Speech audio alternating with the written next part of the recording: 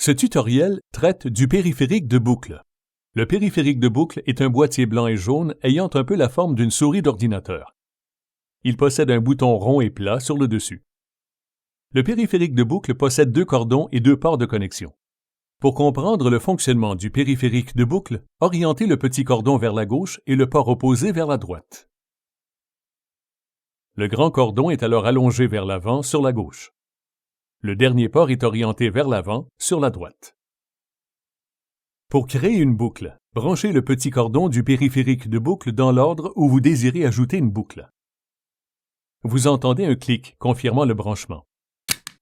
Dans ce cas, il s'agit d'un autre périphérique. Mais vous pouvez aussi le brancher directement sur le concentrateur si vous désirez que la boucle apparaisse au tout début du programme.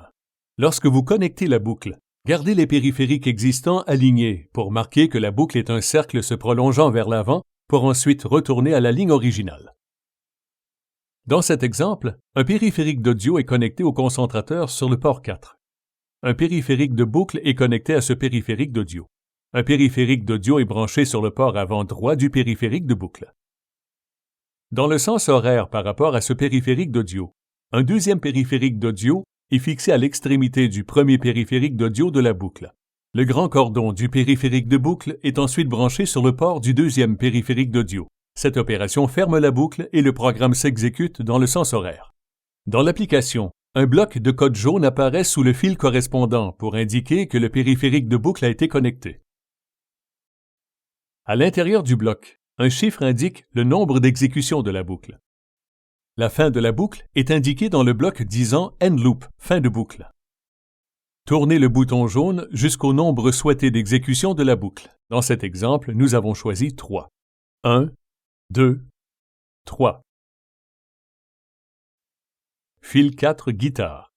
Jouer C5 à un point de vitesse. Boucle exécutée 3 fois. Jouer D5 à un point de vitesse. Jouer E5 à un point de vitesse. Fin de la boucle. Fin du fil.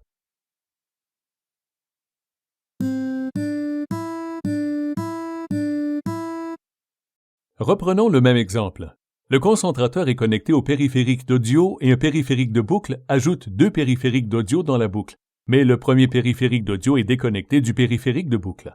La boucle n'est pas complète. Si je décidais maintenant d'appuyer sur Play, jouer, l'ordinateur signalerait une erreur.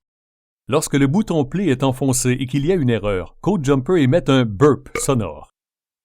Dans l'application, le bloc de code correspondant à la boucle est affiché en jaune grisé jusqu'à ce que la boucle soit complète.